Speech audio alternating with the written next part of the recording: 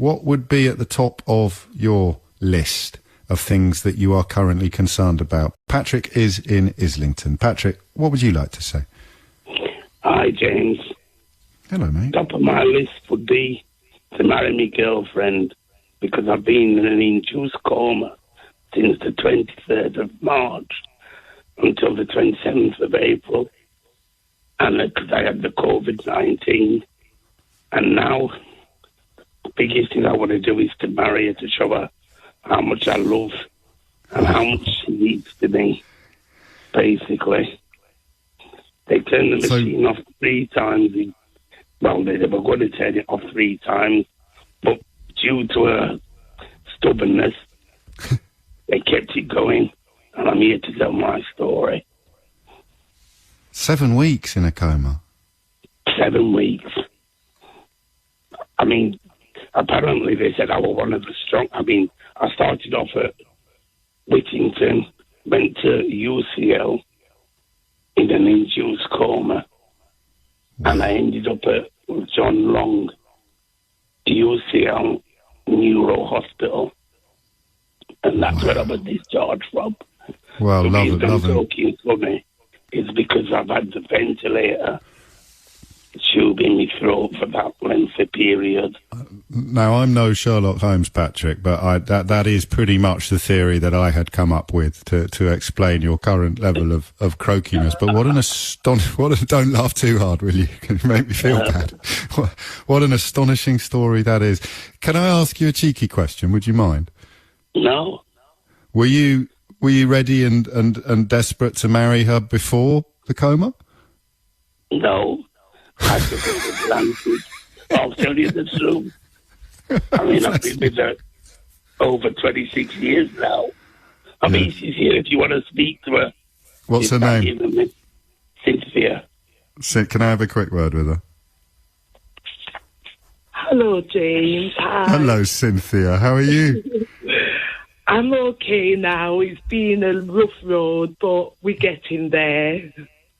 And it must have been tough for you, but of course not much space for you emotionally because everyone's focusing upon him still being in a coma. Tell me, were you there when he came out of it, Cynthia, or did they phone you? Or they kept FaceTiming me, and because Patrick was a bit confused because they kept saying he's not going to make it, he might not make it.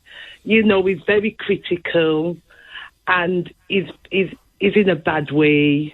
Oh. So it was very hard because he couldn't be there. It was just the phone calls from the wonderful doctors and nurses, you know. And what was really nice, at the end of talking about Patrick, they always said to me, "Are you okay? How do you feel?" Oh, you know, them being so busy, and they took time to just ask me how I felt. And now he wants to make an honest woman of you, as they used to say. After, like, James, 30 years, yeah. It takes a 7-week coma for him to get his skates on, doesn't it? Exactly. It's incredible. What a fantastic story. Incredible. Has he asked you? Has he asked you properly? No, he's asked me properly, yes. When he came out of a coma, the first thing he said, "Will you marry me?" I could hardly hear because he had a tube down his voice box into his lungs, you know, so it was quite hoarse. So I had to put my ears to the phone to hear, and I said, "Of course I will." That's just so lovely. You should have said no. Exactly. Just to teach him a lesson. Well, through. Will you, when you do have a date, when you are ready to go, will you let me know so I can send a bunch of flowers, Cynthia? Oh, thank you, James. We tried to organise it because Patrick, now we're not wasting a day again. You know, sometimes you take things for granted and you don't realise life is short. You know, you're not going to get a better wake-up call, a bigger wake-up call than this one, are you? So, I mean, what an amazing story. And you thought, just before you go, I just to remind everybody of the seriousness behind the smiles that you've just put on all our faces, is that you must have thought you were going to lose him, Cynthia. It was, yes. Bless you.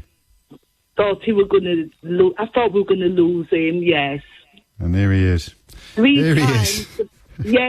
times, James. They said they were going to turn off the machine because he wasn't responding and he was very critical. And I had hope and faith as well. What did you say when they said that to you then? How did you manage to make your case so powerfully? I says to them, no, you can't, because he's strong. And one of the doctors says to me, how do you know? I says, because he's a fighter. He's a fighter. He will get... And they says to me, James, I hope he is. Flipping it. I hope so. Well, here he is.